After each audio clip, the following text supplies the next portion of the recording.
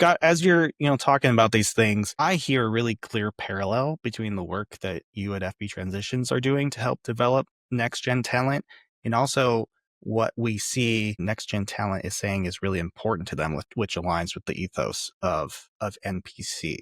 I mean, do you see that parallel as well? Just kind of talk to me about that.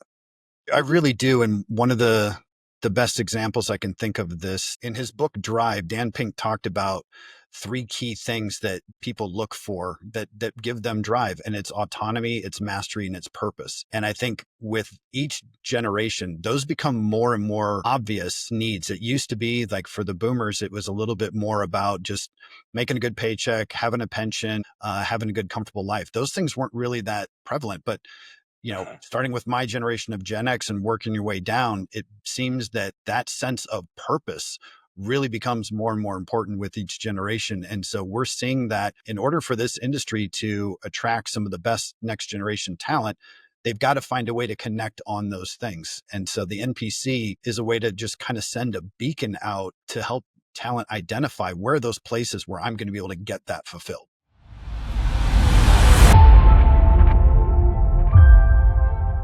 The Net Positive Consortium was founded to unite firms that are committed to creating lasting change for clients, for their employees, for the communities they live in, and for the planet as a whole. And the Net Positive does that through 5 core pillars. Again, community, clients, team members, the industry, and the planet. And so in this video series, we are telling the stories of the RAA partners and other strategic members of the Net Positive Consortium and how they're filling their role in one of those pillars. Hello, everybody. I'm Johnny Sandquist from Three Crowns Marketing. Really excited to chat with Scott Leek, Director of Business Development from FP Transitions. How you doing, Scott? I'm great. How are you? I'm doing great, man. So you are FP Transitions, I should say. You are the strategic partner to the Net Positive Consortium in wealth management. And so, everybody who is part of the Net Positive group, super excited to have you guys on board. I'm excited to talk to you and just learn more about your commitment to this movement that Net Positive is part of. So let me start off with the simplest question we can. What drew FP Transitions to sponsor and partner with the Net Positive Consortium? I think that the work that the NPC is doing is not only creating a more net positive industry, but a net positive world. And that's really important as we move into the future. So it's inspiring to us to see a group of like-minded industry leaders creating a space to celebrate and support businesses that go beyond growing revenue and drive positive impact where they live. So that really resonated with us. Now, the Net Positive Consortium has 5 key pillars, right, behind how they're trying to create lasting change within the wealth industry. The pillars are community, clients, team members, the industry, and the planet. Now, is one of those 5 that I'm curious for you personally, which one really resonates with you? Oh, geez. For me personally, I would say that they all really click with me, but the industry is probably the one that really resonated for me. And it's part of the reason why I joined FP Transitions in the first place. I spent 22 years at another organization that no longer exists in its prior form, but it was a great place, and I loved what I did there, and it was time for me to make a change. And what I found with FP Transitions was that the organization really struck me as a place that felt a sense of stewardship for the industry. When you think about the work that, we do at FP, we're trying to help build sustainable, enduring businesses that can last for generations. And if you look at the independent wealth management space as a whole, there's one advantage that I believe the wirehouses still have over the independent sector. And that is, like, you go hire an advisor at Merrill Lynch, you've got an advisor for life. It might not be that one advisor, but Merrill's going to make sure that you've always got a Merrill advisor. The independent space hasn't quite fully solved for that. And that's something we're trying to do at FP. If we can get every advisor to have a continuity plan for death and disability, if we can get every firm to just have a thought out exit strategy, whether it's an internal or external one, we're hopefully going to make sure that these clients never have to shop for an advisor again, just like they would if they went to the wirehouses. So I'm very passionate about making sure that the industry itself is sustainable in the independent sector. And that's something that I recognize that is a priority of the NPC and is why I really advocated internally for our partnership. Now seems like a probably a good point just to pin you down real quick on what FP Transitions does for advisors and how you guys fill that kind of advocacy role, and maybe especially, how you'll be supporting the NBC members going forward. But just in case people are watching this and they're like, I'm not really sure what you guys are all about, lay that out for me and then tell us how you're supporting NBC members. Transition's been around for 25, 26 years now, founded in 1999.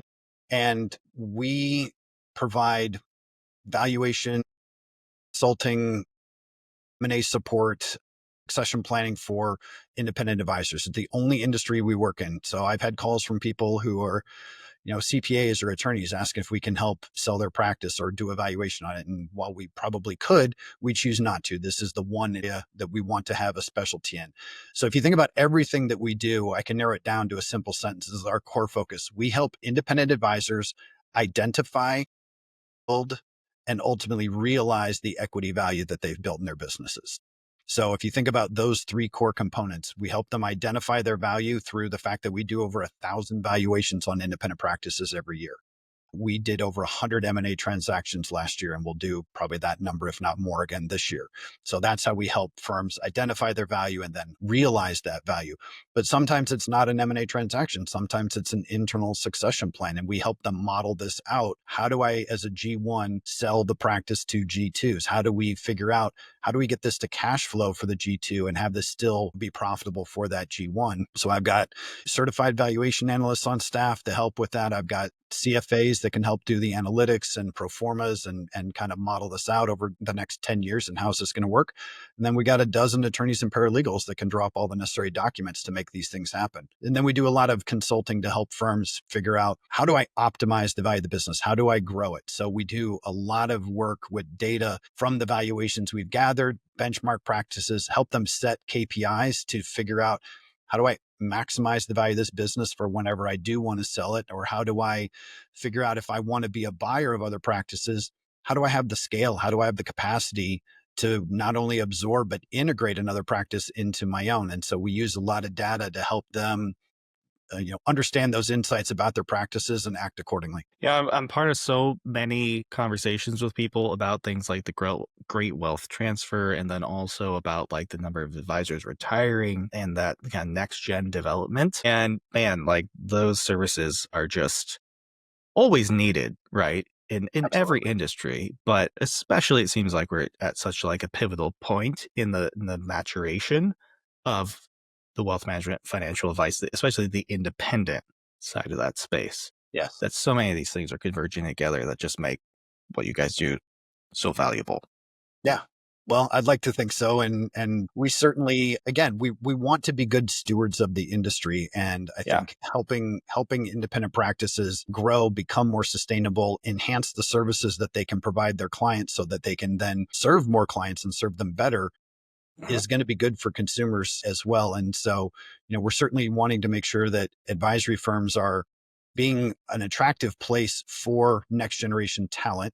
And so how do you go about doing that? And sometimes that comes down to one of our areas of expertise, which is compensation design. If you don't have a good compensation structure, if you're not leveraging things like synthetic equity or offering real equity, you're going to have a hard time attracting and retaining that talent that is so hard to come by. I think it was Cerulli that recently came out and said, we're going to have 100,000 person shortfall in our industry in the next 10 years. So the battle for talent is heating up. It's what's causing a lot of the M&A valuations to be as high as they are, even as interest rates went up a couple of years ago, even as, we've got this wealth transfer going on among advisors as they go to retire. You would think eventually valuations are going to start coming down because more and more advisors are selling.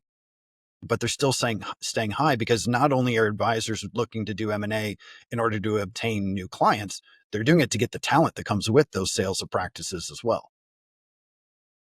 With that talent question, I'm going to kind of throw a question out of left field here for you. But, so much of the conversation, again, in wealth, but every industry is around artificial intelligence and AI and how it is shaping and supplanting and augmenting human capital, right? So curious if you have seen impacts of that in the work that you guys do. Does it impact firm valuations for them to have more, maybe a strong AI influenced processes, or if you've seen firms pulling that in to help with just development of their talent, or if you see that taking shape over the next couple of years? I know that's way out of left field, but it's such a big conversation piece right now. I mean, it's fun to talk about what the possibilities are. And I think, the literally the last phone call I had as an advisor, and I asked them when they said, "Tell me about FP transitions." I said, "Well, how did you hear about us if you need me to tell you about FP transitions?" And he said, "I found you on Chat GPT."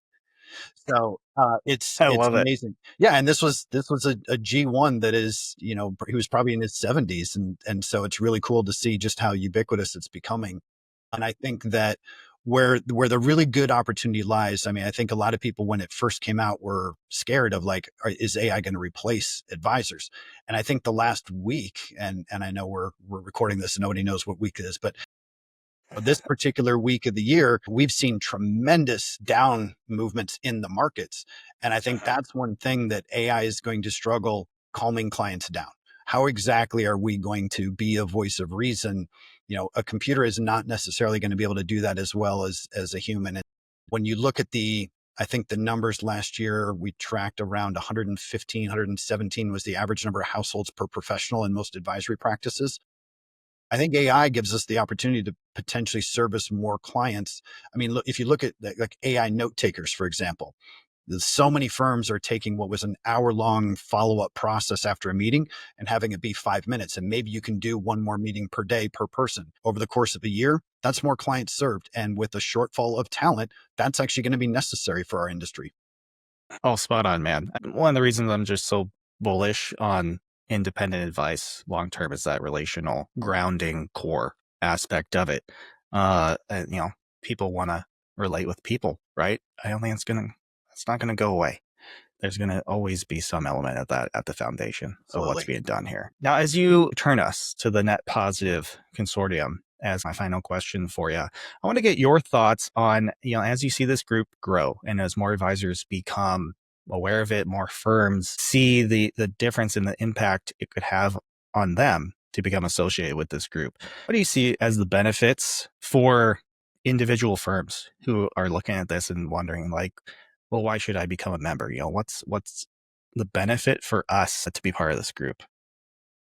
I'm hoping most advisory firms are going to recognize that they're not alone in something that they were already maybe passionate about in the 5 pillars. And maybe it's not Mm-hmm. all 5 pillars, but if there's, I think 3 of them that resonate, that's kind of the price of admission is focused on at least 3 of those. So if we can find firms that are already focused on those, but just don't know how do I get even better or how do I incorporate the other ones into my practice, it's that community that the NPC can provide that helps firms go, I hadn't even thought of doing that for my employees or for my clients.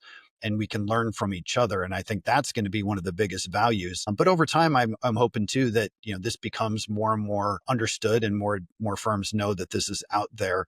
And I think it's going to help attract clients too. I think, and bringing back to your AI question, how do we continue to differentiate and be human Uh-huh. in our interactions with our clients and our communities? And NPC is going to offer a great opportunity for people to know what is it that we can do better.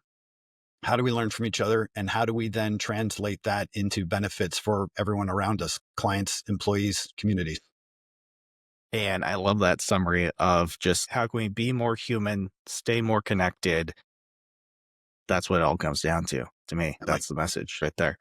Scott, thank you so much, man. I know I oh, speak yeah. on behalf of everybody with NPC. So thrilled to have you and FP Transitions as a strategic partner. So thanks for sharing your thoughts.